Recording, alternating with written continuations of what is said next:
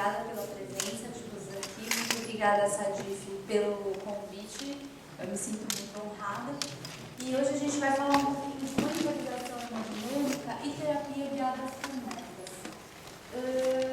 Por que a gente precisa falar tanto de monitorização? Então, esse trabalho aqui de 2012 fez um levantamento de tudo o que aconteceu em termos de cirurgia na Europa durante uma semana. Eles conseguiram juntar 498 hospitais de 28 países durante 7 dias, então de um domingo até um domingo. Falaram, bom, vamos ver tudo o que acontece aqui nesses 28 países com os pacientes cirúrgicos. Conseguiram agrupar 46.539 pacientes, excluindo pacientes muito particulares, que são os pacientes de centro obstétrico, neuro, cardiologia, de procedimentos de radiologia, procedimentos ambulatoriais e idade menor do que 16 anos. A mortalidade, a chance de morrer desses doentes dependia de alguns fatores. O mais engraçado foi ver que dependia do país, se a cirurgia era de urgência ou emergência, porte cirúrgico, que a gente já esperava, idade do paciente, o ASA, se ele tinha doença metastática ou não e se ele tinha cirrose hepática, tá? Mas isso é muito importante, ó. O cuidado durante o período pré-operatório era determinante de mortalidade ou não. Então, o que eles viram? Eles falaram assim, vamos tomar como referência o Reino Unido. O Reino Unido é o mais fácil sempre de ser analisado, porque lá ele só tem o sistema público de saúde, né? E o NHS, ele dita todas as condutas, então tudo é muito padronizado, né? O cuidado é muito uniforme. Tomaram como referência o Reino Unido e viram o quê? Que se o doente estivesse nesses países, então na Finlândia, na Islândia, na Noruega, ele tinha uma chance menor de morrer do que se ele estivesse no Reino Unido. Mas o mais impressionante é isso aqui, ó. Se ele estivesse em qualquer um desses outros países, se a gente pensar que na Polônia o doente tinha 10 vezes um risco maior do que de morrer, a gente começa a pensar o que era tão diferente de um lugar para o outro, né? E a gente também fica pensando com a gente mesmo, onde será que a gente está nesse quadro, né? Ok. O que eles viram? A média de mortalidade hospitalar, 4%. 1.855 pacientes morreram daqueles todos que foram elencados.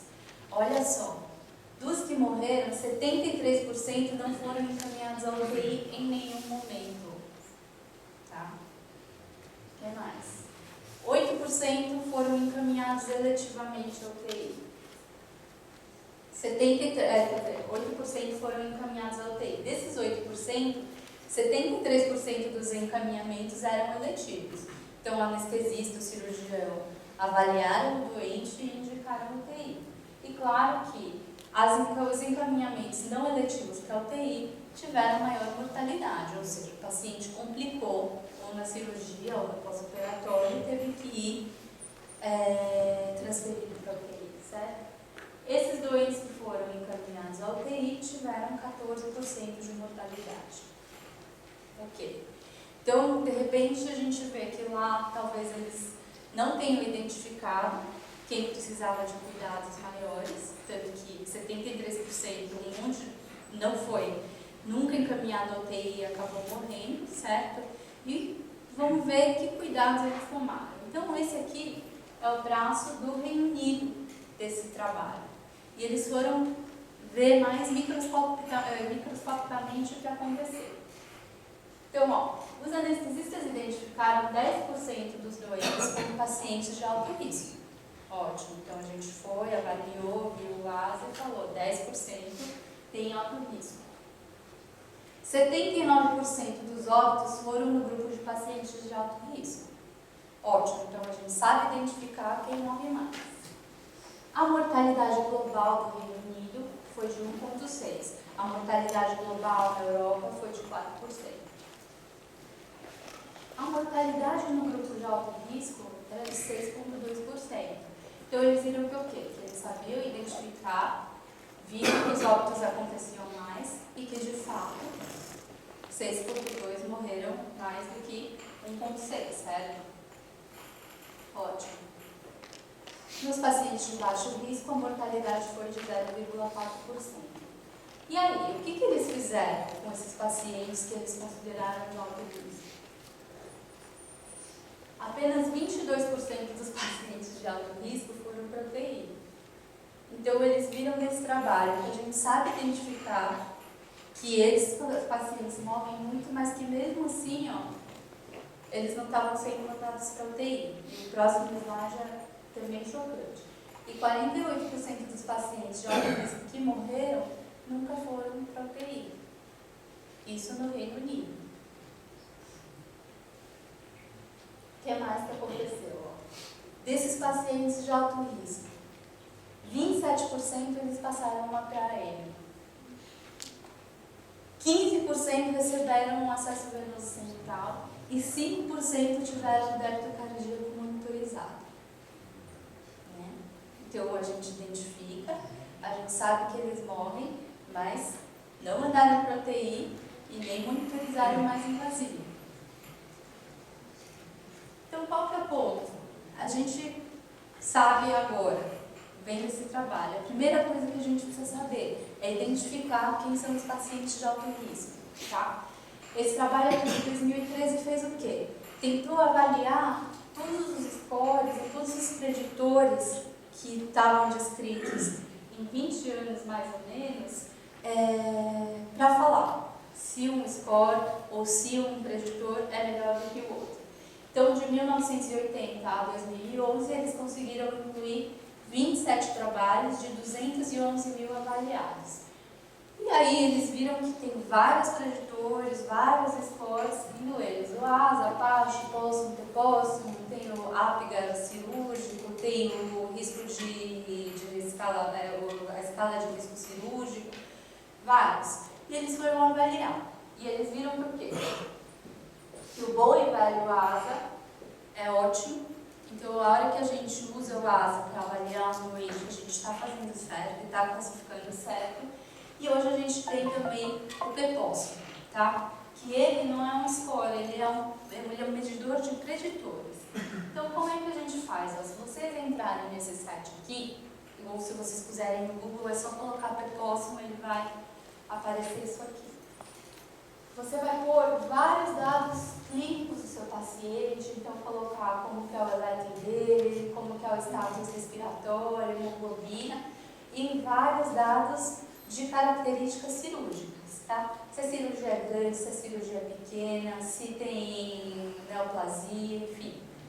E aí, ele te dá isso aqui, o risco de morbidade e o risco de mortalidade.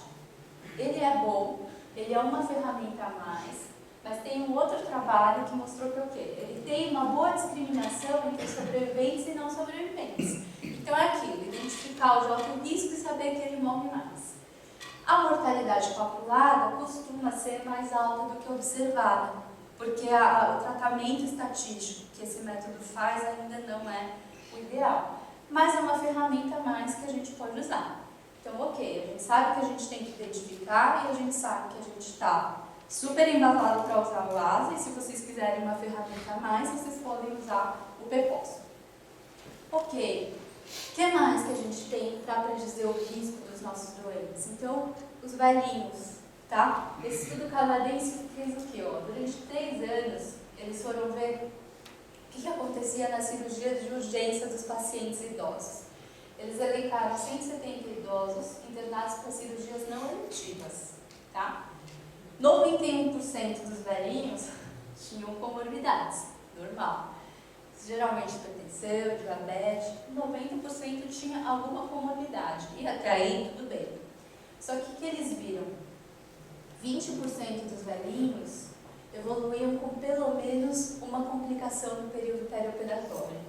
As complicações mais normais eram as pulmonares. Então, ou infecção, ou tempo de ventilação mecânica prolongada, falha de extubação, eles incluíram várias, tá? Eram as mais comuns.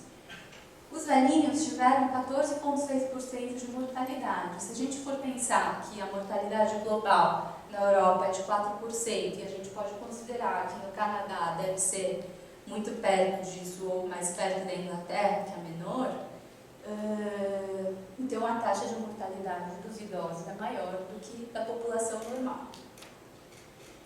E eles viram que o quê? O fato dele ter pelo menos uma complicação, ou seja, ele operou e evoluiu com uma complicação, falha de extubação, por exemplo, aumentava a mortalidade dele dos 14%, de menos que 10%, se ele não tivesse nenhuma complicação, para quase 35%. Tá?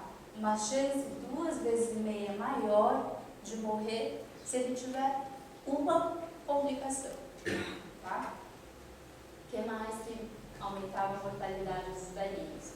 O ASA, que era o que a gente tinha visto já naquele primeiro slide, né, da mortalidade na Europa.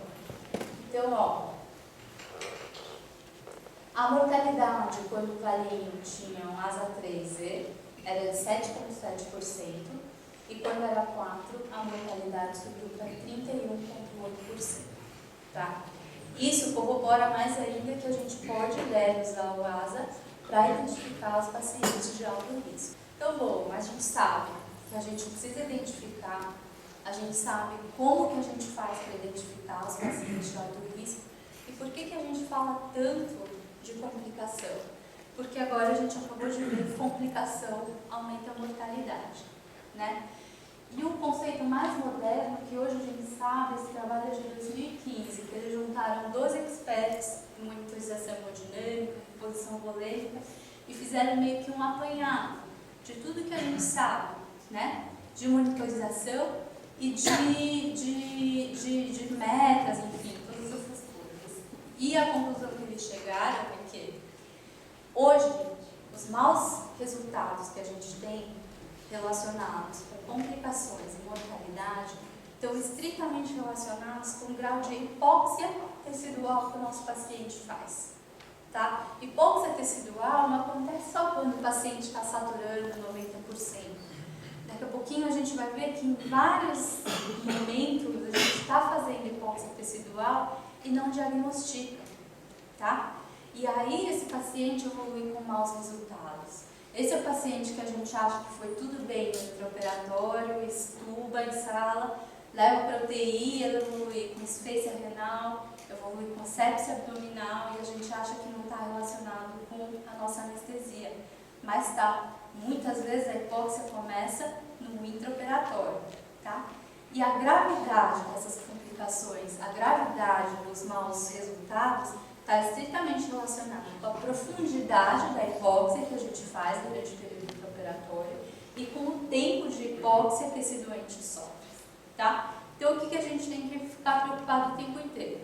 Oferecer oxigênio suficiente para todas as células de todos os órgãos do paciente. Então, o que acontece? A partir de um certo momento que a gente começa a ter diminuição da oferta de oxigênio, a gente começa a fazer hipóxia celular.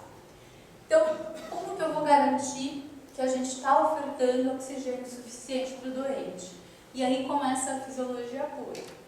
Oferta de oxigênio depende do quê? Débito cardíaco, conteúdo arterial de oxigênio, vezes o constante. O conteúdo arterial de oxigênio, basicamente, é o quê? A nossa hemoglobina, vezes 1,4, que é quanto a hemoglobina consegue carregar de oxigênio quando está 100% saturada, mais o que está dissolvido de oxigênio no sangue, que é a nossa PaO2 vezes 0,031. Então, aqui a gente começa a ver que tem algumas formas de a gente melhorar o nosso conteúdo, a nossa oferta de oxigênio, que é mexendo no conteúdo arterial de oxigênio. Seja melhorando a nossa ventilação, seja melhorando a nossa hemoglobina. E a parte do débito cardíaco, que o débito cardíaco depende só de frequência cardíaca e volume sistólico. O volume sistólico vai depender do quê? Pré-carga, pós-carga e contratilidade. Então, aqui a gente consegue ver que a gente também, se otimizar, otimiza a a oferta tecidual de oxigênio e previne a ocorrência de hipóxia tecidual, certo? Por isso, a gente tem que saber o quê? Que monitores a gente precisa usar para cada paciente. Por quê? Porque a gente precisa diagnosticar quando a gente não está ofertando a quantidade ideal de oxigênio para esse doente. Com o monitor, você diagnostica. E aí, uma vez que a gente monitoriza, a gente precisa ter metas.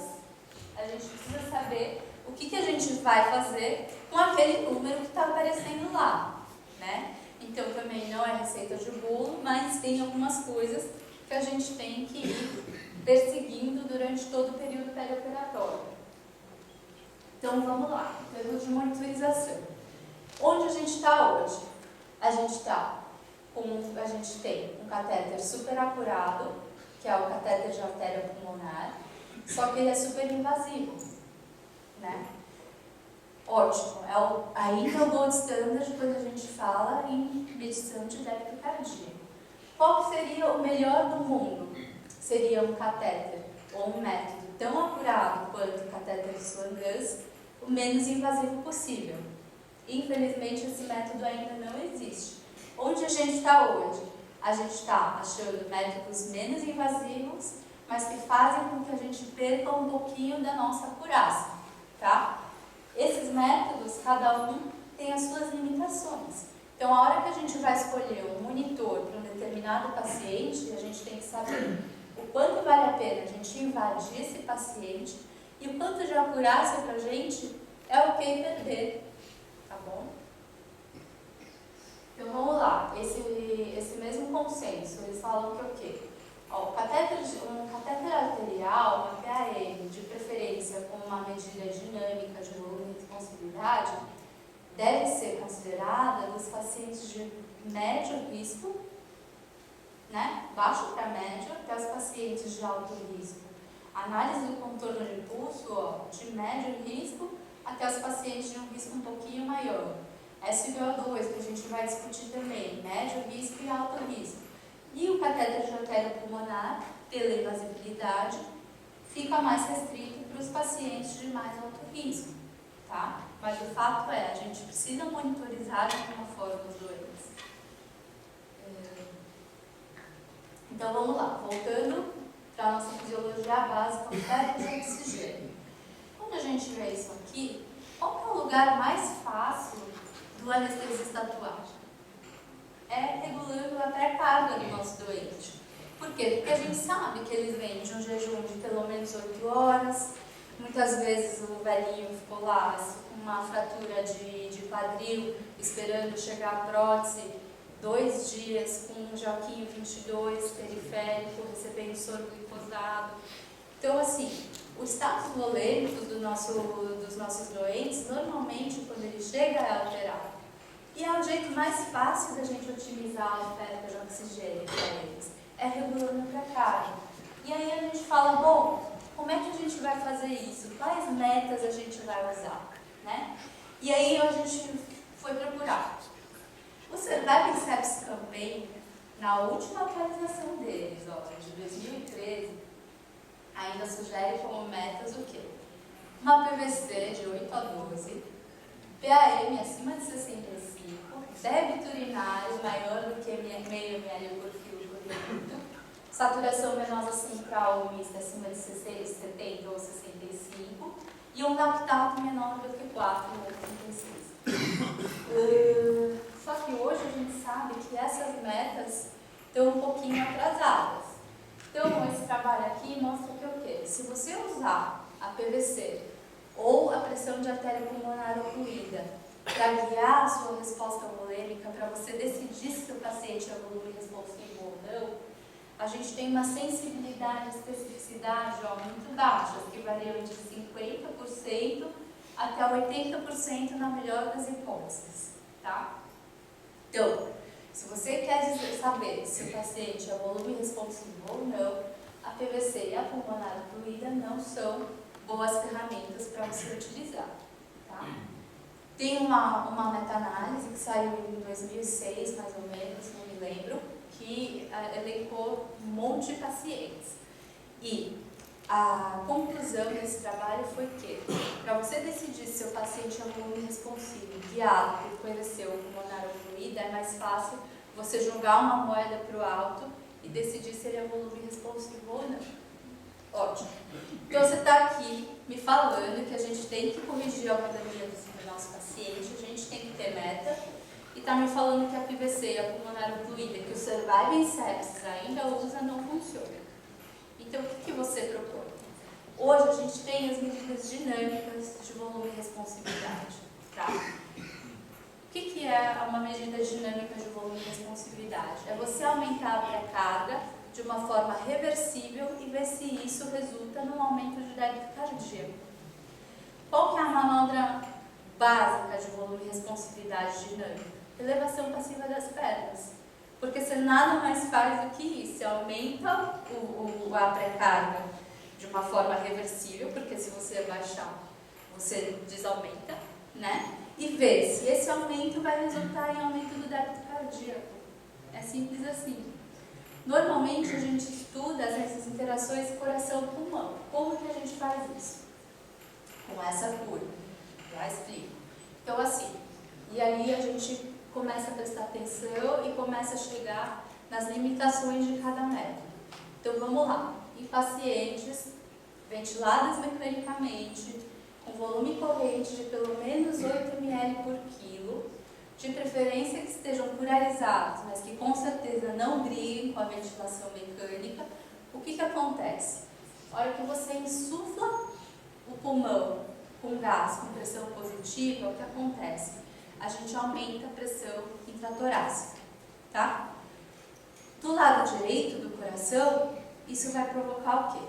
Uma compressão da cava e uma compressão do ventrículo direito, na inspiração, certo? Você expandiu, amassou o ventrículo direito. Isso vai diminuir o retorno venoso para o coração direito.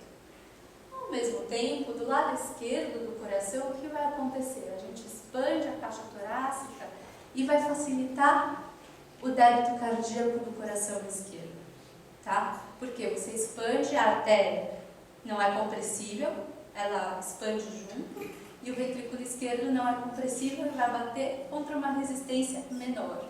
Então, basicamente, o que acontece é que aqui a gente insuflou o pulmão, o débito cardíaco do coração esquerdo aumenta. E isso aqui é o que a gente observa quando a nossa PAM sobe durante a inspiração. Ao contrário, durante a expiração, o que acontece? Aquele retorno venoso que chegou a diminuir alguns batimentos atrás no coração direito, vai para o coração esquerdo, agora diminuído. E isso vai fazer que o quê? Com que durante a expiração a gente tenha uma diminuição do débito cardíaco do coração esquerdo, porque ele recebeu menos volume. E o que acontece? Isso aqui, essa variação dessa curva de PAM, do débito cardíaco, do coração, durante o ciclo respiratório, deu origem ao VVS, ao delta-PP, ao VVS que a gente conhece hoje. É só isso, é fisiológico. Então, o que acontece? Essas alterações são mais importantes quanto mais hipovolêmico tiver o seu paciente. Então, se essa curva varia muito com o ciclo respiratório, a chance do seu paciente estar hipovolêmico e ser volume responsivo é maior, tá? E aí eles foram estudar se isso funciona mesmo ou não. E eles fizeram como? Pegaram vários números de corte e falaram assim, vamos dizer que o VVS está de 11. O paciente é um volume responsivo? Não sei. O que eles fizeram? Provas de volume, depende do trabalho, 250 ml em 10 minutos ou 500 ml em 20 minutos, colóide, cristalóide, mas eles queriam ver o quê? Se tivesse acima de um determinado número, você fazia uma prova de volume. Se o paciente respondesse com um aumento de débito cardíaco de pelo menos 15%, a gente consideraria o seu paciente volume responsivo. E eles viram para o quê? A sensibilidade e especificidade desses métodos varia entre 80% e 100%, tá? Então, é muito melhor que a PVC ou a pulmonar ocluída, que são medidas estáticas de volume de responsividade, tá bom? Aquele mesmo trabalho mostrando que o quê? Que a sensibilidade e especificidade está sempre maior do que 30% para vários tipos de cirurgia para o VVS e o WPP, tá bom? E aí, a gente tem que pensar monitores menos invasivos, pensando na fisiologia de como funciona o VVS e o WPP, nas limitações. Então, o que acontece? Ó, o volume corrente, como eu disse, tem que ser pelo menos 8 ml por quilo. Tem alguns trabalhos falando que a gente pode, mesmo com a ventilação protetora, usar esse método. O que a gente faz? Quando você quer medir o VVS ou o WPP do seu doente, aumenta o volume corrente para 8 ml, tá? E depois pode voltar para a sua estratégia protetora de ventilação. A pressão intraabdominal. A fisiologia vai depender basicamente do quê? Da expansibilidade, da contração do tórax quando a gente está em ventilação mecânica. Então, se você tiver um pneu peritônio que está brigando contra a sua ventilação mecânica, esse método tende a curar. Se o paciente tiver muitas arritmias, porque a gente se baseia justamente na curva da PAM para ver essa variação, também. Arritmia, quanta arritmia? Mais que 8 sístoles por minuto, tá bom? E quando a gente abre o tórax do doente, porque aí a gente perde toda aquela fisiologia e aí o seu método fica invalidado, tá?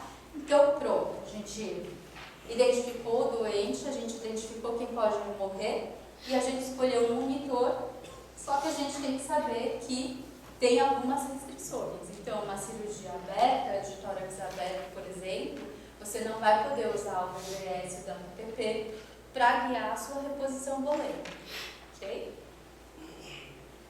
E aí, vamos lá. A gente funcionou a artéria do doente, a gente ganha mais algumas coisas, mais alguns dados, como se a gente pegar o contorno da curva da PAM e calcular a área da porção sistólica e a área da porção diastólica, a gente consegue calcular o nosso débito cardíaco, tá?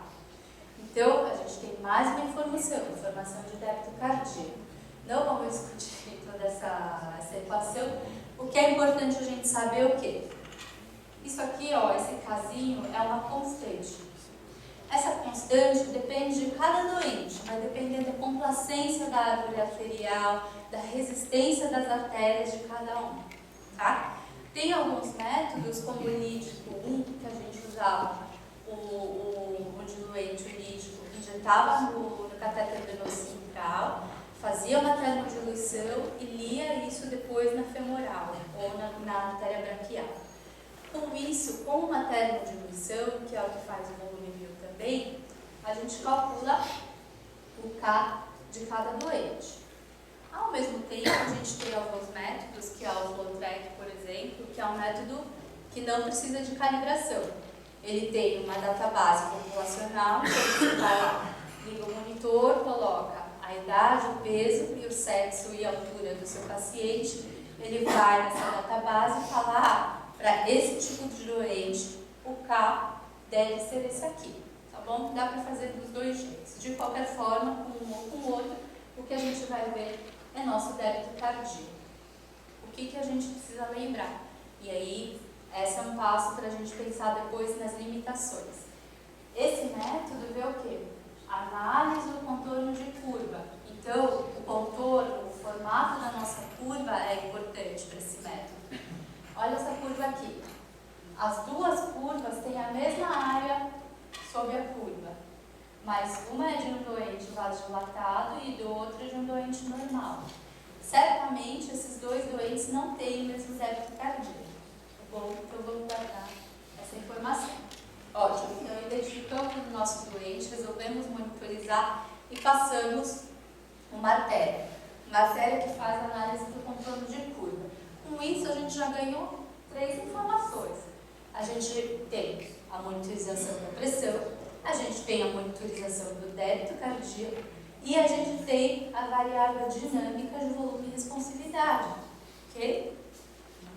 Vamos lá. Qual que é a limitação, então, da análise do contorno de curva para calcular o débito cardíaco são os pacientes muito vasodilatados. O protótipo desses doentes são os hepatopatas, né?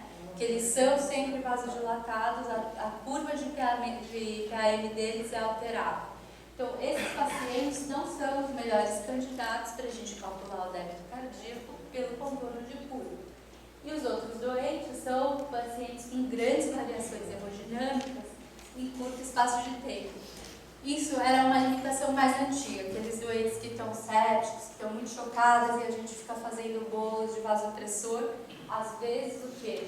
O software demora para entender que você está tendo alterações bruscas e o débito cardíaco fica hiperestimado quando a gente faz o bolo de vasopressor. Mas isso tem melhorado a cada geração e, na verdade, essa já não é mais uma grande limitação. O que a gente não pode esquecer, por causa do formato de curva alterada, dos pacientes vasodilatados, tá? Então, com isso, a gente identificou os pacientes, a gente monitorizou e agora a gente sabe qual monitor dá para usar para qual paciente. E o que acontece? Um monte de gente acha que é o quê? Então é tórax aberto, a gente não pode usar a análise de contorno de impulso. Não, a gente não pode usar a variável dinâmica de volume e responsividade. Mas o débito cardíaco não tem nada a ver com a ventilação mecânica. O débito cardíaco é o quê? A análise do contorno de impulso. Então, você pode medir o débito cardíaco do seu doente, mesmo com o tórax aberto, usando a análise do contorno de impulso. Você não vai fazer a reposição volêmica de acordo com as variáveis dinâmicas que ele te dá. Só isso. A gente ficou falando o tempo inteiro que precisa ter uma oferta adequada de oxigênio para todas as células, certo? Ótimo, a gente faz isso como? Otimizando o seu débito cardíaco, otimizando o conteúdo arterial de oxigênio, mas como que eu vou saber se você está no caminho certo ou se essa otimização toda está sendo suficiente para esse paciente? Então, basicamente, a gente funciona numa faixa muito grande de segurança. Normalmente, o nosso VO2 é em torno de 700. A gente oferta 700 ml por minuto por metro quadrado para as nossas células. O que a gente precisa? De 200, tá? Então, normalmente a gente oferta 700 e precisa de 200. Então, a nossa taxa de extração é de mais ou menos 30%. Você dá um monte, a gente extrai 1/3. Por isso que a saturação venosa central ou mista de oxigênio é alta. Por quê? A gente oferta, por mais que extraia tudo que precisa, a gente ainda tem 2/3 sobrando. Por isso que a nossa SVO2 central é de 75 e a mista é mais baixa, de 65 mais ou menos. Por quê? Porque a saturação que a gente mede lá na artéria pulmonar recebe o sangue pouco oxigenado do coração. Lembrar que o miocárdio tem uma das maiores, acho que se não me engano só perde para o cérebro, uma das maiores taxas de extração de oxigênio do corpo. Por isso a SVO2 é alta. Por isso a gente entrega tanto e continua saturando bem ainda na jugular ou na artéria pulmonar. Então, o que acontece? Se a sua oferta é inadequada, a gente aumenta a taxa de extração. Então, você está lá na cirurgia, por alguma razão, se o paciente sangrou ou ele estava de jejum, a gente não otimizou, e você passa a entregar, em vez dos 700, a gente passa a entregar 500. Não tem problema, as células do nosso corpo, vou falar, tá bom, você está entregando 500, só que eu vou extrair os 200 que eu preciso da mesma forma. Só que a sua taxa de extração vai aumentar de 30% para 50%. E aquele sangue que a gente está entregando, como a gente vai extrair mais, vai chegar menos oxigenado na sua jugular ou na artéria pulmonar. Por isso, a nossa SVO2 cai. É assim, tá? Não tem problema. Entregou 400, vou tirar 200. E a SVO2 vai caindo. Até o momento que a gente chega no VO2 crítico. Que é a hora que você fala, eu preciso de 200, você está me entregando 150. Mesmo que eu extraia tudo, eu vou morrer, tá? E é isso que acontece. E aí, é a partir desse momento que a gente começa a fazer hipóxia tecidual. E a partir desse momento, que o nosso lactato começa a subir. O lactato sobe por quê? Porque a gente tem glicose, a glicose quebra e vira piruvato. Piruvato, quando a gente tem oxigênio, entra na cadeia de Krebs e vira um monte de ATP. Quando a gente não tem oxigênio, o piruvato entra na cadeia anaeróbia e aí ele vira lactato. Por isso que o lactato sobe. Por isso que a CO2 cai e o lactato sobe quando a gente entrega menos oxigênio do que necessário. Então vamos lá. O que acontece basicamente? Ó, a gente está entregando CO2 suficiente o tempo todo. Só que ele está caindo. Não tem problema, as células falam, a gente extrai mais. Nesse momento a CO2 vai começar a cair. Até o momento que você chega no DO2 crítico. E por mais que a gente extraia tudo, vai fazer hipóxia. E aí o nosso lactato começa a subir. Ok? Um casinho que estava nesse artigo aqui, em 2010. Testemunha de Jeová de verdade, 84 anos. Agora no final de 2,6, foi fazer uma cirurgia ortopédica. DO2, quando ele chegou na UTI, já era 146. Então, por mais que as células dessa velhinha fossem super bombadas e tirassem tudo, não ia ser suficiente. E elas vão morrendo. DO2 pré-óbito era de 78. Por quê? Porque o miocárdio já não bate, porque está super hemodiluído. A taxa de extração era de 60% e a paciente foi a óbito. Basicamente é isso num grau crítico que acaba acontecendo. Ok? Então, se a gente supõe que o nosso consumo é constante, aqueles 200, e durante a cirurgia, se a gente for pensar, a gente tem anestesia. Então, a gente faz bloqueio neuromuscular, diminui pra caramba o consumo de oxigênio. A gente anestesia o cérebro, que diminui mais ainda o consumo de oxigênio. A gente faz cardiodepressão, que diminui mais ainda o consumo de oxigênio. Então, a gente imagina que o quê? Apesar do estresse cirúrgico, o consumo de oxigênio durante uma anestesia é baixo. Então, a oferta de oxigênio adequada devia causar o quê? Uma SpO2 sempre elevada.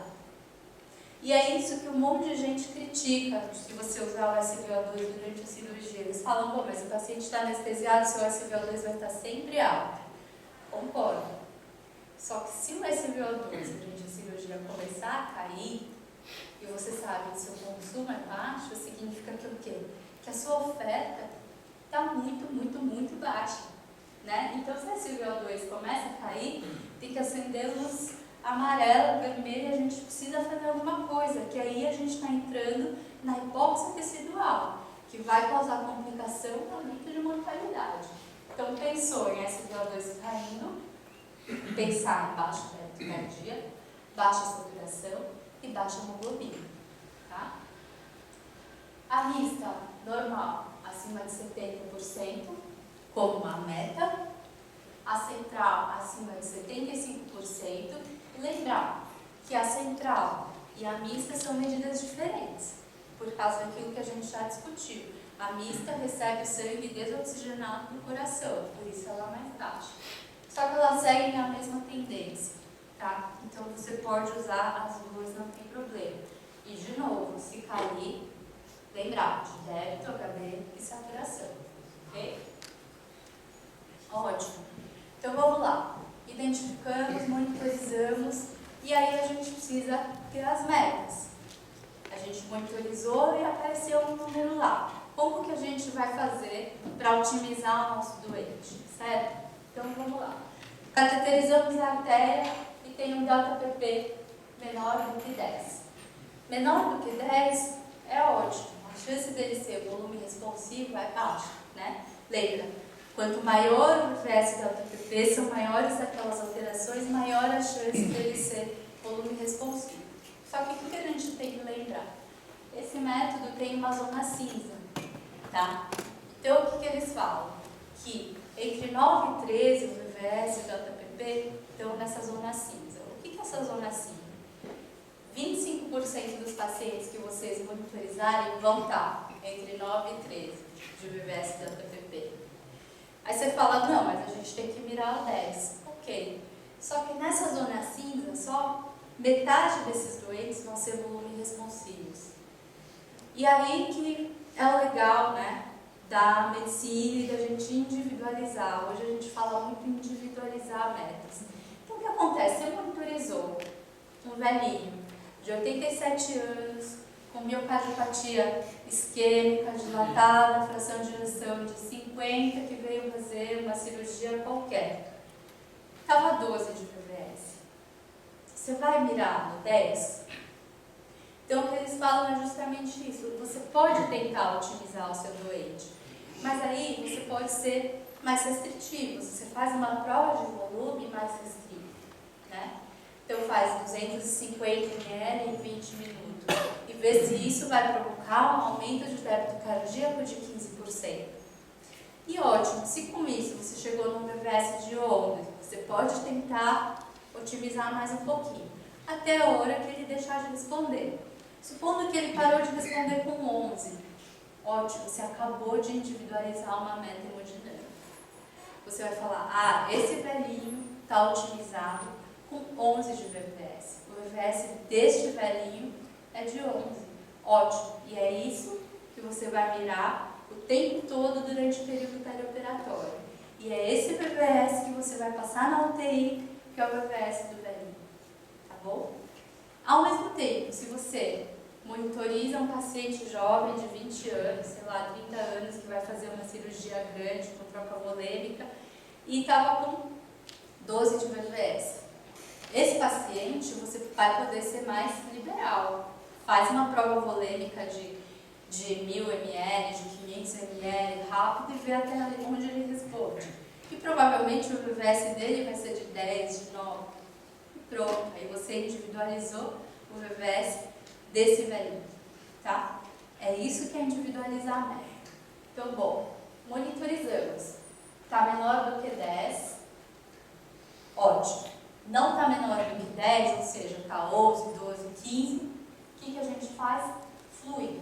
Para quê? Para tentar otimizar o doente e descobrir o VVS ótimo do seu doente.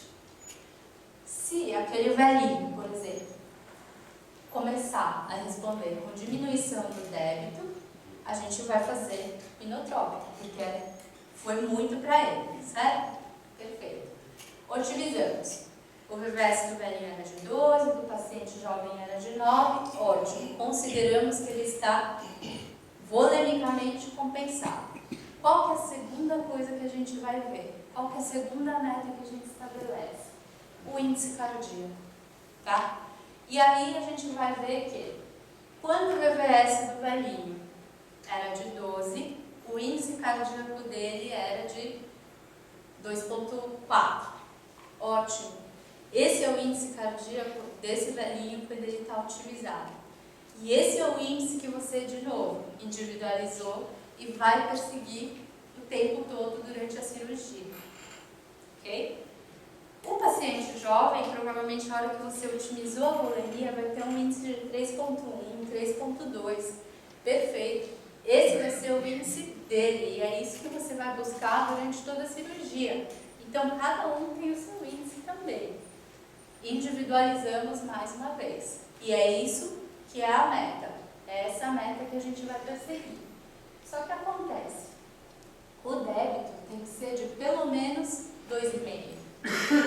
Então, se a gente supuser que otimizamos aquele velhinho, a volemia, fizeram colóide, cristalóide, enfim, o VVS estava de 11 e mesmo assim o débito dele está de 1,9.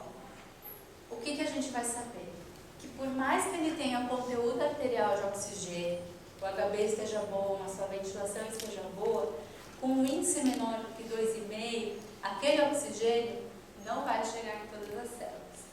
Então, ele vai fazer isquemia no intestino, ele vai fazer isquemia no rim, ele vai fazer isquemia em algum lugar e vai pagar o preço depois. Então, a gente tem que garantir que a gente vai ter pelo menos o índice cardíaco de 2,5. Se o índice cardíaco não for de pelo menos 2,5, considerar dobutamina. Tá bom? Ótimo. Individualizou o VVS, individualizou o índice, deu uma forcinha para quem não tinha pelo menos 2,5. A terceira coisa que a gente vai ver, e é o que a gente normalmente vê primeiro, quando a gente vê só os parâmetros macro, é a PAM acima de 65, a tal da cabeça de pressão. Por quê? Porque a gente sabe que não adianta ter oxigênio, não adianta ter bomba se você não tiver cabeça de pressão para empurrar todo aquele oxigênio até a célula cortical do rim, tá bom? Mas o que a gente observa cada vez mais? Que uma vez que você otimiza a volemia e otimiza o débito, normalmente a gente chega numa PAM acima de 65, é meio que automático.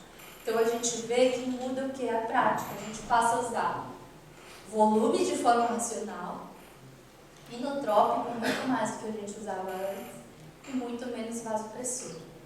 Tá? Esse aqui é o esqueminha que eu gosto mais, assim, de estabelecer um racional para ter terapia guiada por métricas. Ok?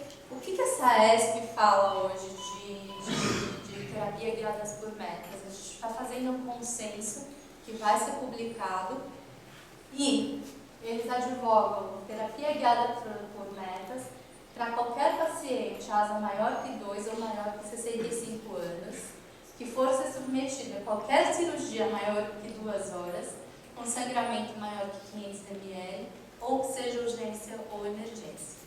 Tá? Qual monitor a gente vai usar? Cada um vai usar os critérios e escolher, mas tem que ter terapia guiada por metas nesses pacientes ou em qualquer paciente que vá fazer essas cirurgias de maior porte, tá? Esofagé, gastré, até cirurgias colorectais, femoral, vasculares e sistémicas. Ok? Então, pode. Identificamos, monitorizamos e estabelecemos metas. E aí aqui falando um tempão. Mas e aí, funciona isso? Né? Não adianta ficar falando e não ser efetivo. Então, esse trabalho aqui, ó, de 2013, foi uma meta-análise que juntou 32 estudos, 2.800 pacientes. E eles queriam ver justamente isso. Adianta a gente ficar fazendo terapia guiada por método?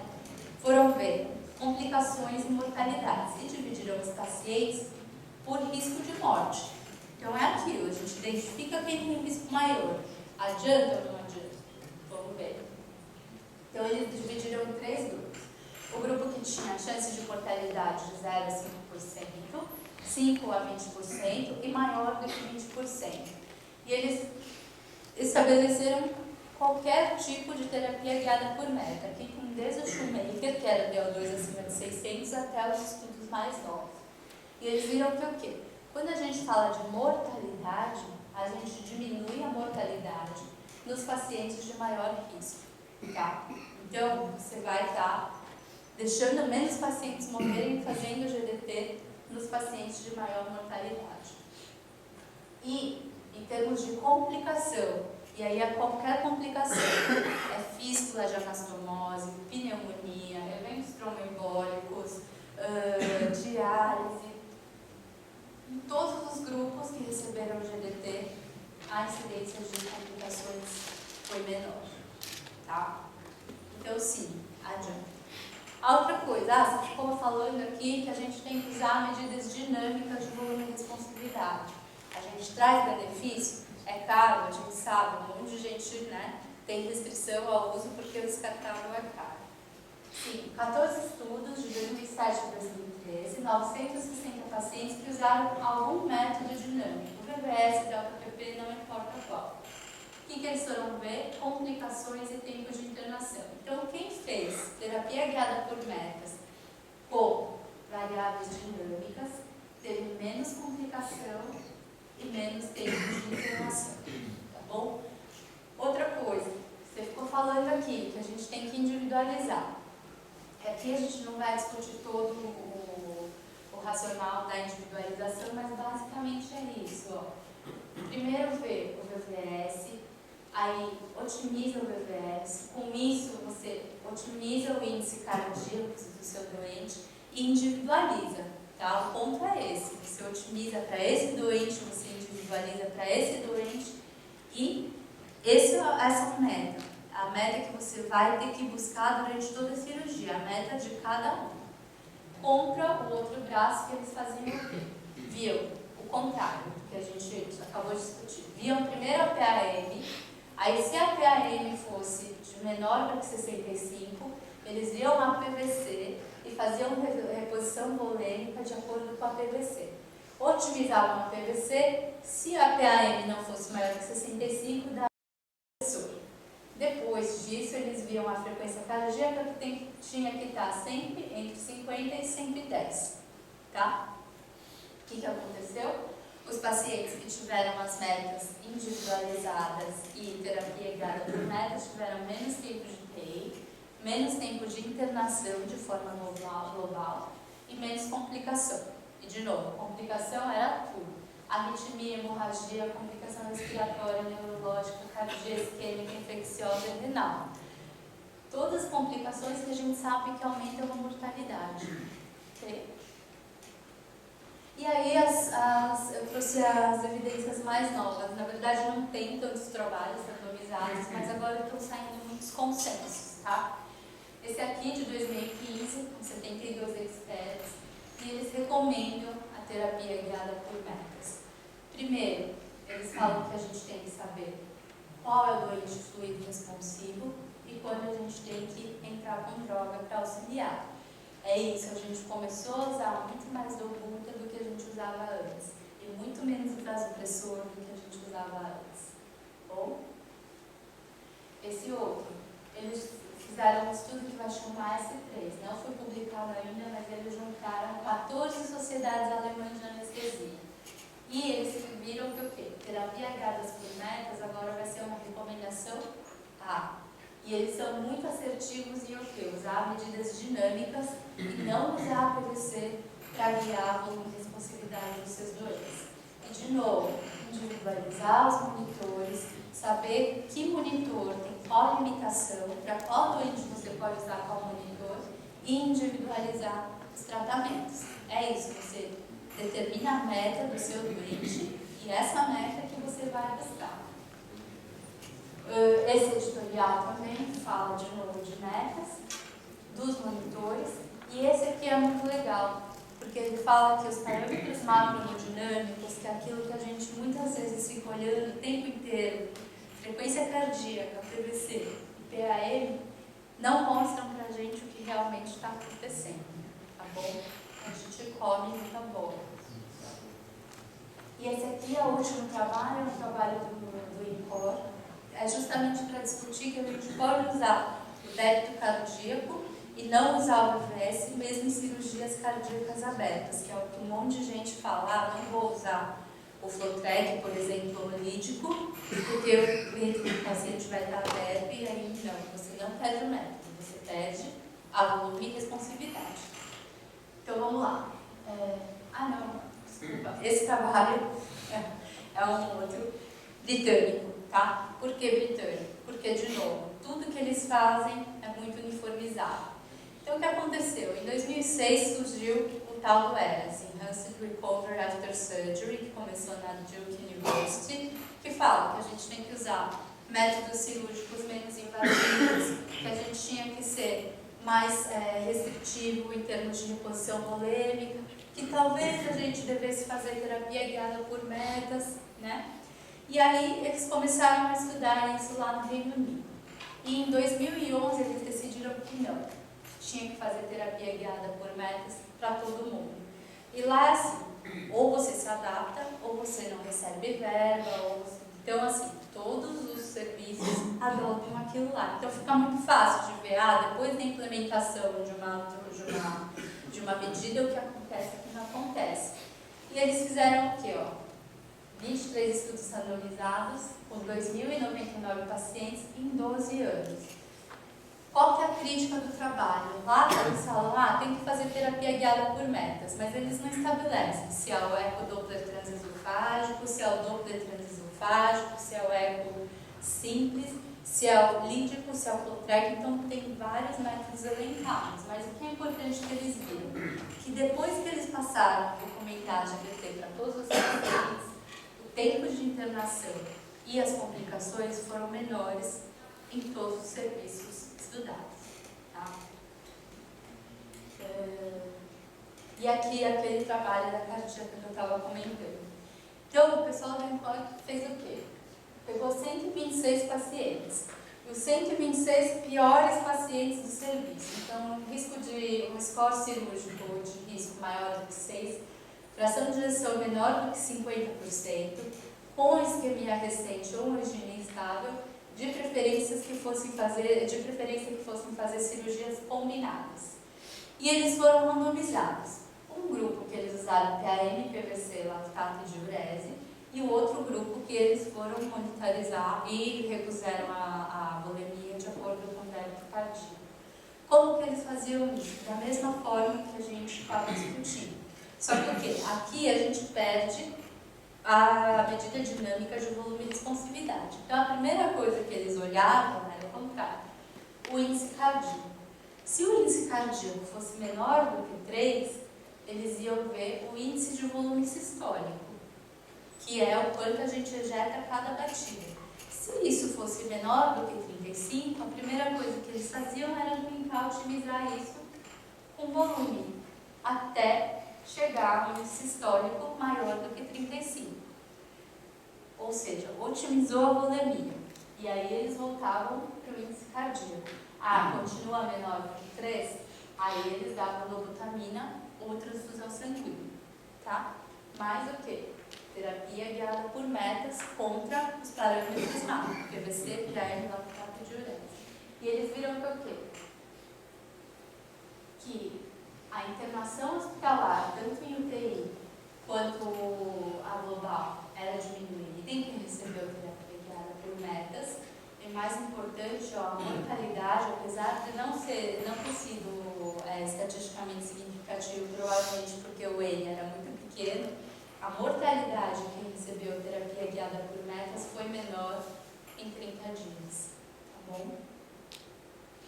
Acho que era isso. Aqui. Então, uma coisa que a gente precisa lembrar, a gente fica falando muito de meta hemodinâmica, porque a gente precisa, mas o que a gente não pode esquecer nunca é do básico.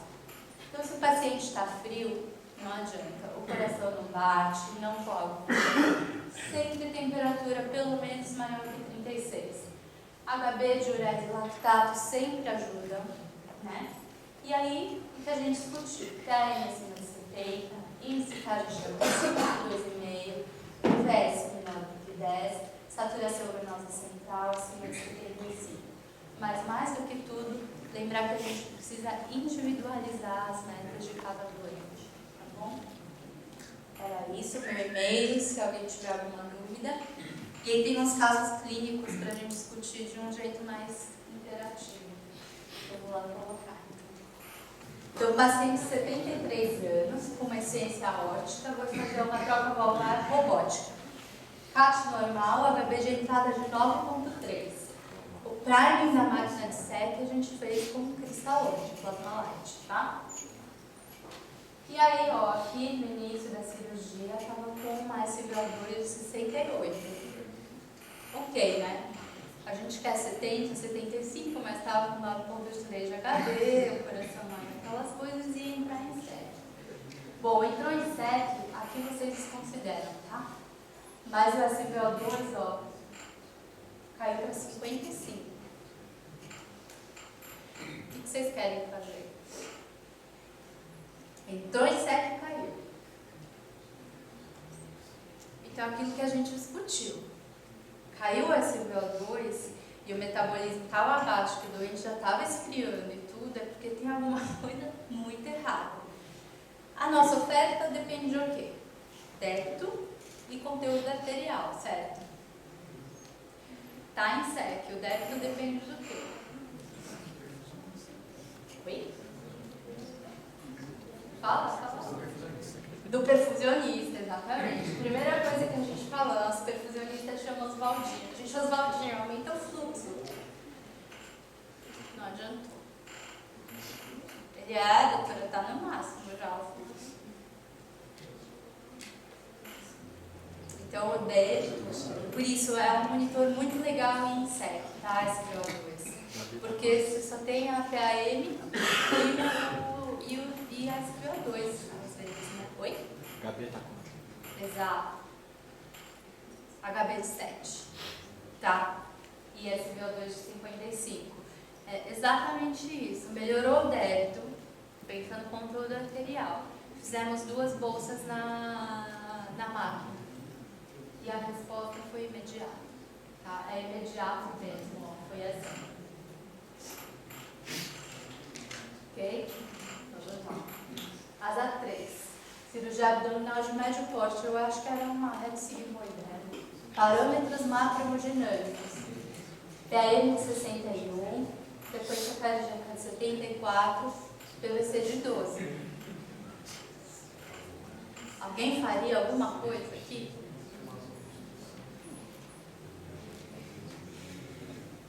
Se a gente quiser ser muito, né, falar, vamos ligar uma menorzinha, vamos ligar um vasopressor para deixar a PAM de 65.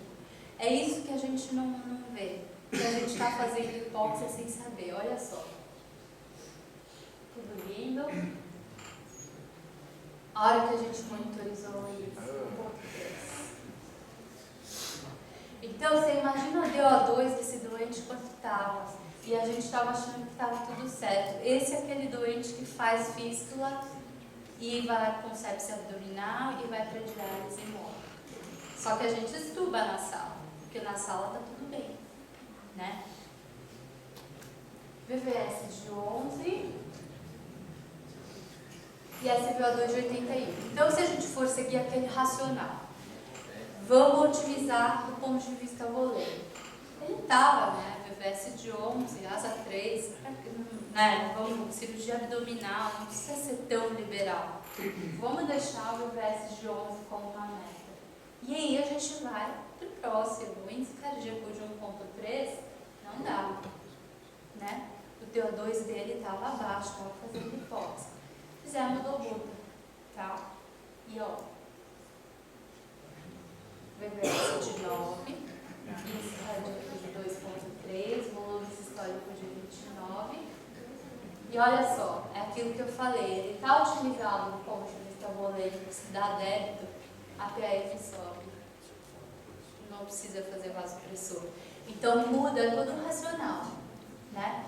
O que a gente ficaria lá fazendo vasopressor, que só ia tratar o nosso psicológico, na verdade, já está fazendo hipóxia há um tempão, e a gente não estaria tratando o doente, certo? Asa 3, esse caso é muito bom também. Plastia mitral pós-SEC. Então o doente saiu de SEC, saiu batendo, tudo direitinho, ó. PAM de 89, frequência cardíaca de 101, PVC de 14, SpO2 de 85, então estava ok, uma VVS de 15. Índice cardíaco de 3.3, volume sistólico de 33, ou seja, as robóticas, a SEC demora pra caramba, umas 4 horas. Então assim, ele saiu, ótimo. SpO2 de 85, só que o anestesista, no caso a gente, falou, não, PVS de 15. A meta dele era 12.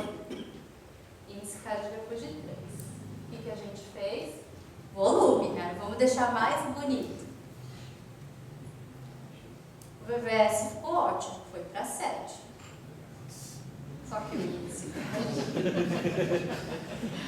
O doente estava bom, entendeu? É isso que a gente tem que ver. Tem que individualizar para cada doente e para cada momento. Né? Desnecessário. SpO2 69, ou seja, a nossa conduta foi deletéria. Né? Sorte que o quê? Que a gente tenha monitorização. Dobutamina 5 microgramas e voltou. Né? Foi uma questão de readaptar o doente, tudo, no fim saiu essa dobuta. Mas é isso, pensar para cada momento e para cada doente. Tá? Esse caso é bem legal. 66 anos, asa 2, cirurgia abdominal de grande porte. Diabético, hipertenso, bem controlado. Ele era beta-bloqueado. Então a gente monitorizou inicialmente, ó, 86 de PAM, 55 de frequência, PVC de 14 e VVS de 6. 2,4 de índice de volume sistólico de 43, tudo direitinho. A resistência mais alta, como era de se esperar, afinal de contas ele está com uma PM de 86. E ó, o que eu queria mostrar para vocês é 10h07 da manhã. Começou a cirurgia e ele estava assim. Tudo direitinho. Às 10h53, a gente percebe que alguma coisa aconteceu, né? Ó, 70 de PAM, ok. A frequência cardíaca, que era de 55, subiu para 76. Só que, ó, o índice cardíaco, tá, gente? Vamos pelo nosso funcional. VVS, tá otimizado? Tá otimizado, sim. O índice, tá ok? Tava ok. Índice de volume sistólico, tava ok? Tava ok. Então, assim, PAM acima de 70? Acima de 70. Mas, claramente, alguma coisa aconteceu. Vamos mandar o exame? Vamos. 8,8 de HB, lactato estável.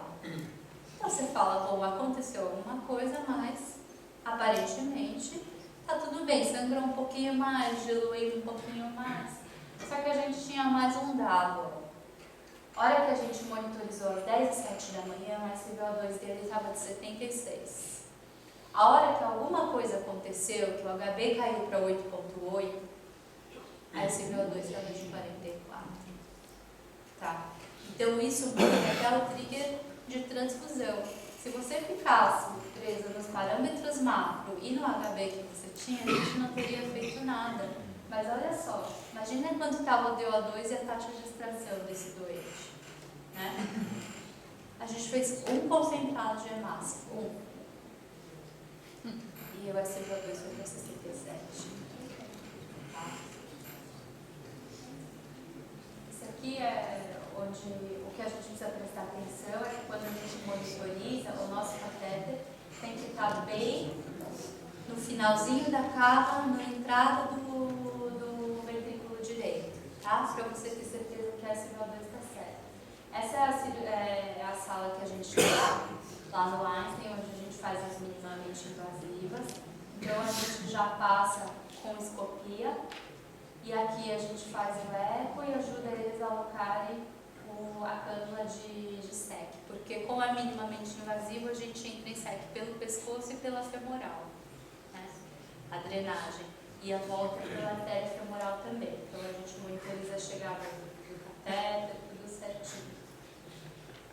E esse é o que ajuda a gente, o eco também ajuda a gente às vezes, ó. Uma cirurgia robótica, uma plastia de mitral, acabou a cirurgia, tipo, 4 horas de SEC, então assim. E aí ele testou a válvula ficou ótima, competente, a gente falou, bom, show, vamos sair de SEC. Saiu de SEC e o paciente, juro por Deus, estava com uma PM de 3, não melhorava. E aí a gente ficou, bom, vamos fazer o quê? Vamos voltar em SEC, vai ter que trocar a válvula, já tinham sido 4 horas de SEC e o que a gente via que é o quê? Aqui é o nosso ventrículo esquerdo, tá? Aqui é a mitral que fez a plastia e aqui estaria a saída da aórtica. Toda vez que batia, a gente vê que o folheto dessa válvula tampa a saída de ventrículo esquerdo. Então o coração bate, mas ele não consegue ejetar nada. E pelo Doppler, essa é uma outra incidência, tá? O que a gente via? Um baita refluxo da mitral que estava competente. E aí você pensa, o paciente fez uma cirurgia minimamente invasiva, ficou 4 horas para não trocar a válvula, para não ganhar esternotomia, o que a gente vai fazer? E isso, na verdade, é um SAN, né? Que é a Systolic Anterior Motion, que é o que acontece quando o paciente tem hipertrofia assimétrica de ventrículo esquerdo. Esse folheto aqui da mitral tampa aqui, ele não ejeta e não só não ejeta, como volta tudo para o átrio direito. O que a gente fez? Reposição volêmica, para diminuir a frequência cardíaca desse doente. E aí, ó, a mitral, esse folheto, parou de tampar, a gente conseguia injetar de novo e o paciente saiu bem. E tudo que a gente precisou fazer foi manter ele beta-bloqueado no pós-operatório, tá bom? Só que se a gente não tivesse o eco, a gente não teria feito diagnóstico. O paciente voltaria em SEC, trocaria a válvula, seria, né? Esse caso também. 72 anos, 70 quilos, 1,63 de altura, uma bomba. E aí, Mitrel, Revasc em 93, angioplastia em 2011, com stent em DA, insuficiência mitral grave, mais insuficiência tricúspide moderada, mais hipertensão pulmonar, internou em classe funcional 3 e tinha insuficiência renal crônica não diurética e hipotireoidismo, tá? Ele ficou internado, tipo, 1 mês, tomando Dobuta, tomando Sindax, tudo para tentar levar para a sala um pouquinho mais compensado. A ideia era trocar a mitral e a tricúspide. Exames prévios, 85 mil plaquetas. Você vê que o coágulo já não é tão bom, porque pela insuficiência cardíaca ele tinha distensão já hepática, com alteração de função, creatinina de 1,2 e eletrólitos relativamente normais. Fração de ejeção de 43, sistólica pulmonar de 80, e a cinesia tudo quanto era parede. Refluxo tricúspide moderado e mitral grave. O elétrico, um HQ, um D2, D3 e AVF, e uma FA mais resposta controlada. Então, o que a gente optou por usar de monitorização nele? Nele a gente usou o volume VIL, tá? Que é um catéter que o quê? A gente passa na femoral e passa um catéter central. Ele faz a termodiluição transpulmonar. Além de a gente ter a análise do contorno de pulso, o que ele tem de interessante é que ele fala para a gente a água pulmonar extravascular, tá? Ele estava com gesto, então a gente sabe toda a água que está no tórax, o que está dentro do vaso e o que está fora, tá? Edema pulmonar a gente consegue ver. Anestesia geral venosa, intubação seletiva, porque ele quis fazer minimamente invasiva essa cirurgia. Hipotermia de 28 graus, 9 horas de cirurgia, 6 horas de anestesia, 6 horas de cirurgia e SEC 3 horas e 20. As SEC são longas, tá? Heparinizado. E olha só, antes da SEC, ele tinha uma água pulmonar extravascular de 18,9. O normal é 10, tá? O índice de permeabilidade capilar pulmonar de 3, o normal é 1. Então mostra que o quê? Que ele estava encharcado mesmo e que era porque o coração estava comprometido. Fração de ejeção global aqui, ó, está medindo 13%. Bom, índice cardíaco de 2,2 aqui, a gente já começou com um Dobuta de 5, tá? 2,2, volume sistólico de 28 e apesar de tudo, uma SVO2 de 92%. Durante a SEC, então, de novo, a gente monitorizou para SVO2, ok. De reposição molécular, ó, 3,5 litros de plasma light, na SEC foi para ele com plasma light, recebeu 250 de albumina, o seu saver recuperou 2 litros e recebeu 2 concentrados de hemácia do banco, ok? Ao final da cirurgia, ainda por cima sangrou. TCA final foi normalizado, só que a gente fez um trombo. Então, terapia guiada por meta é da coagulação também. E a gente tratou com uma férise de plaqueta e fibrinogênio, tá? Por quê? Porque a gente viu que o MCF do Extend estava abaixo do FibT, tratamos e normalizou. Vamos ver os exames, ó. Então, antes da cirurgia 9,5, de HB 10 na SEC, após a SEC 10,6 e o PO imediato 9,9. Creatinina que era 1,4, né? 42, ou 23. Subiu um pouquinho. Eletrólitos normais, ó, o que a gente precisa prestar atenção? É aquilo que a gente falou, pH, temperatura e cálcio. Também é médico. Como a gente usou o plasma light o tempo inteiro, o cálcio cai, tá? Então tem que ficar sempre de olho. E aqui, ó, a gente tinha reposto 2 gramas já, e mesmo assim tá 1,09, que a gente depois. Vi que permaneceu estável o tempo todo. O lactato, apesar desse caso ser muito ruim, saiu de sala com 11 de lactato. Tá? Na 7 chegou a bater 16. E o pH fisiológico o tempo inteiro. Né? E olha só, depois da SEC, esse paciente estava com a água pulmonar extravascular de 13, era 19. O índice de permeabilidade capilar pulmonar estava de 1,8, estava também de quase 4, né? SpO2 aqui tá errado, tá? Era 61. Índice aqui a gente estava com Dobuta 10. 4,5 de índice, VVS de 12, índice de volume sistólico de 44. Então o que acontece? Ó? Antes da SEC a gente estava desse jeito e depois da SEC a gente estava desse jeito. Então, depois de muita discussão com o clínico, com o cirurgião, a gente acabou estudando esse doente. Saiu com Dobuta 10 microgramas por quilo, revertemos o doplador e ele saiu assim, ó, da sala. Era um paciente que tinha ficado 40 dias antes para internar, para compensar, para poder operar. E o raio-x prévio dele era esse aqui, e no primeiro dia de pós-operatório era esse aqui. Tá?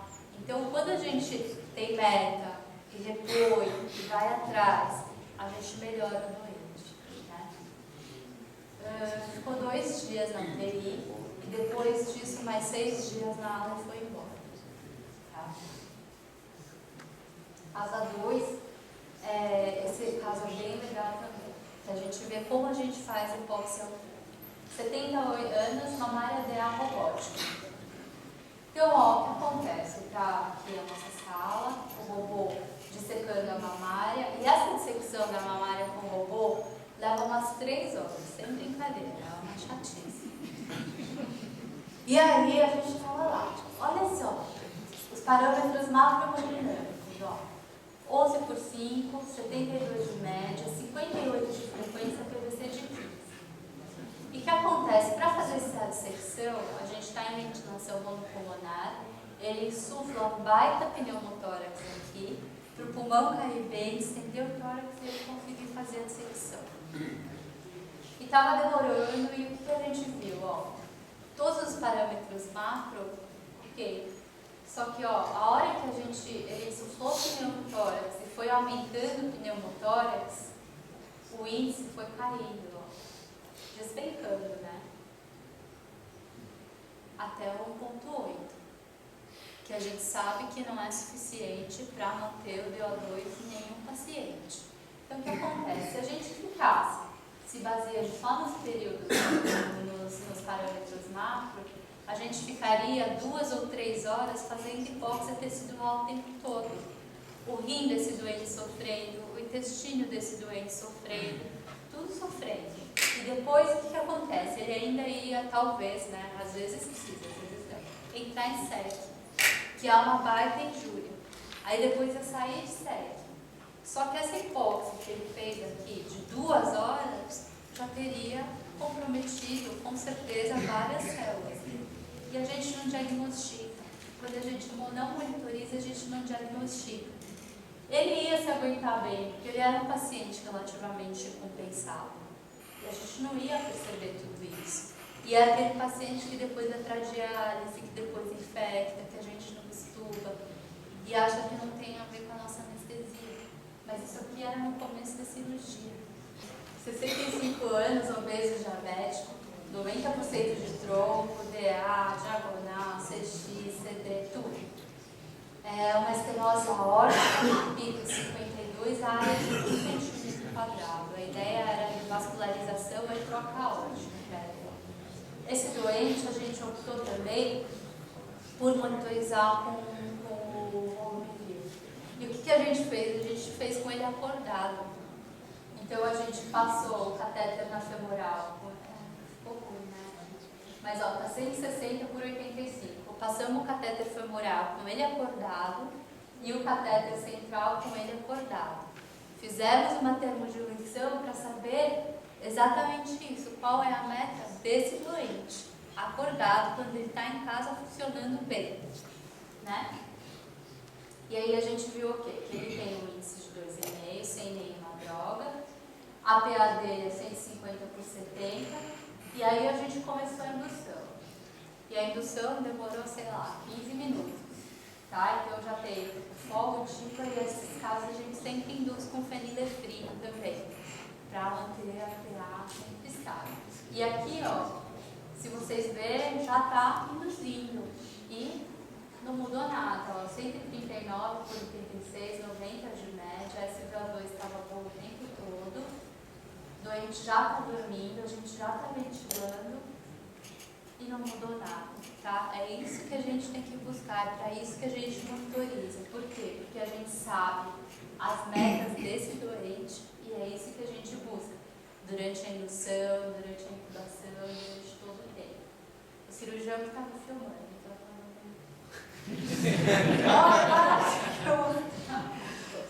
aí, então ele está induzido ao 140 por 67, 2,5 de índice, SVO2 ok, BIS de 30. Aqui a gente vai intubar ele e também a gente queria não ter nenhuma resposta, tá?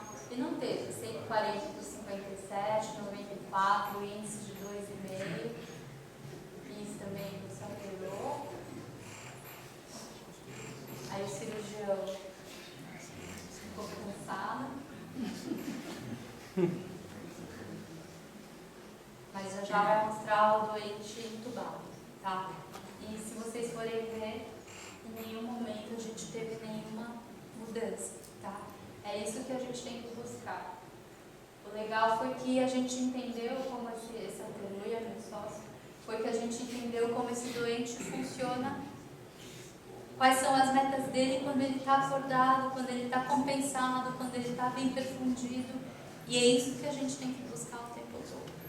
Bom, era isso. Obrigada.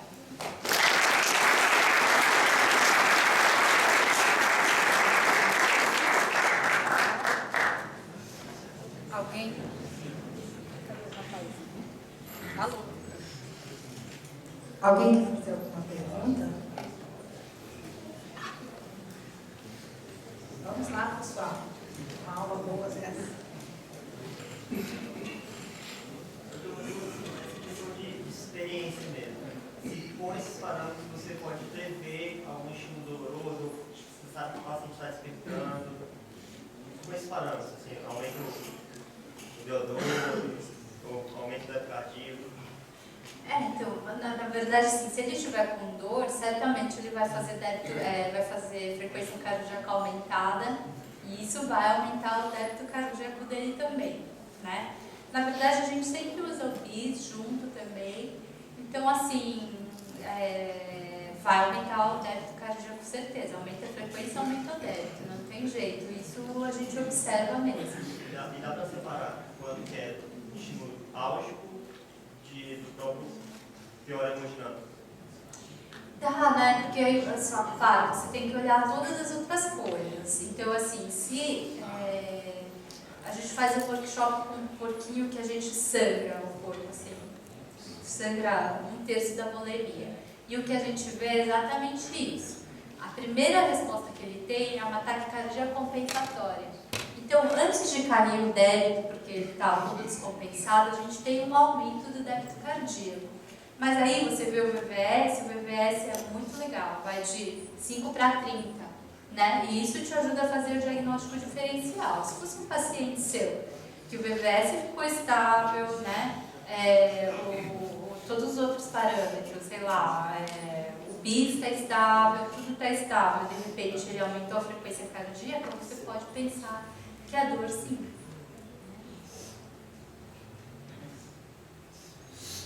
Mais alguma pergunta?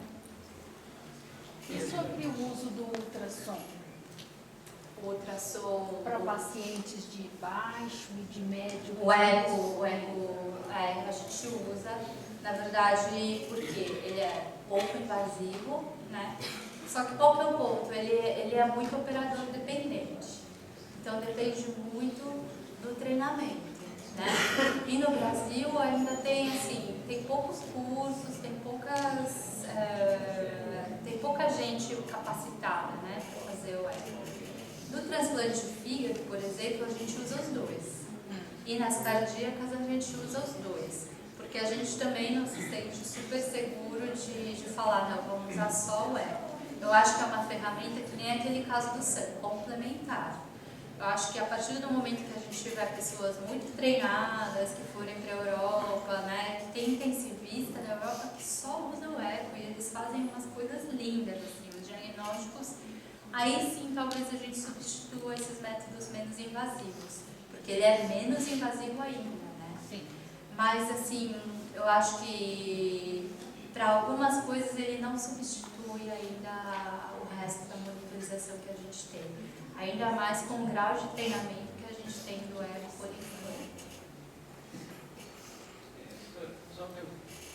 Eu vi que em alguns casos, necessariamente mais pelo número do VBS do que pela curva. O flow track te dá uma relação boa em relação a se a curva de Frankenstein, o paciente lá?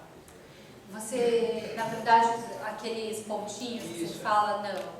O flow track, quando você monitoriza, ele te dá o contorno da curva, assim, se você for lá na calibração, tá? Mas, se não está adequada a curva, ele te fala, ele é lá. Ele fala que o seu formato da curva está alterado, que você precisa lavar, você sabe disso. Mas as curvinhas não, ele te dá os números, tá? Aqueles pontos que a gente tem no algoritmo, ele não aparece, ele faz só o software te dá direto os números. Mas na calibração você consegue ver o formato da curva, aí pelo seu monitor. Né? O flow track tem uma coisa chata, que se você não lava toda hora, a curva fica meio achatada nas horas. E a gente não usa heparina, né? Então ele forma trombinha e fica achatado. Tem que tomar cuidado, porque ele faz análise do contorno da curva. Mais alguma pergunta? Queria agradecer, Diná, foi espetacular a aula, muito boa. Queria convidar todos para um coquetel que vai ser servido numa sala ao lado, não é aqui na frente do auditório não. A gente tem que sair e fazer uma voltinha. E, infelizmente, hoje o shopping não foi liberado porque é um hospital militar. Doutor Marcelo fica devendo para a gente o shopping da próxima vez, tá bom? Eu queria aproveitar para avisar vocês que o curso de Fundamentos Científicos da Anestesia desse ano já está confirmado, vai ser agora no início de agosto, do dia 5 ao dia 7, tá? Depois o site da SADIF vai estar anunciado lá como fazer as inscrições e qual é a programação. Queria agradecer e pedir palmas para a doutora Diná.